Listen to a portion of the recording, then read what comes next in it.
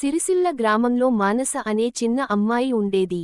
ఆమెకు బొమ్మలు, ఆటలు, పుస్తకాలు ఇవన్నింటికంటే ఒకే ఒక గట్టి ఇష్టం, నేత పని, వీవింగ్.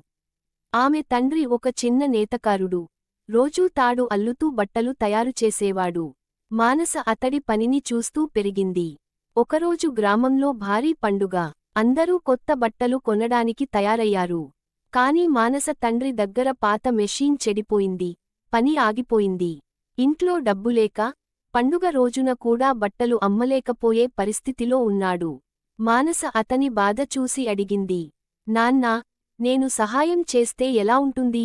నాన్న నవ్వుతూ, ఇది చిన్నవాళ్లు చేసే పని కాదు బిడ్డా, అంటూ మృదువుగా చెప్పాడు. కాని మానస హృదయం వృద్ధి చెందినది. ఆమె చిన్న చేతులతోనే ఓ చిన్న నేతకర్రను తీసుకుని, గీతల వరుసను సరిచేసింది. రాత్రంతా కష్టపడి అల్లింది. బట్ట పూర్తయింది. అది చిన్నదే, కాని రంగుల దారాలతో పూలలా మెరిసింది. మరుసటి ఉదయం అది చూసిన తండ్రి ఆశ్చర్యపోయి, మానసా, ఇది నువ్వే వేశావా? అని అడిగాడు. మానస మెల్లగా తల ఊపింది. ఆ బట్టను తీసుకుని మార్కెట్కి వెళ్లారు. ఒక మహిళ దాన్ని చూసి ఆనందపడి వెంటనే కొనేసింది.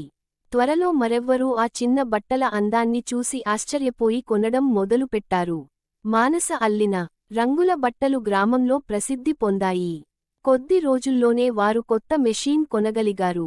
తండ్రి మానసను కౌగలించుకుని చెప్పాడు, చిన్న ఆశ కూడా పెద్ద విజయాన్ని అల్లగలదు బిడ్డా.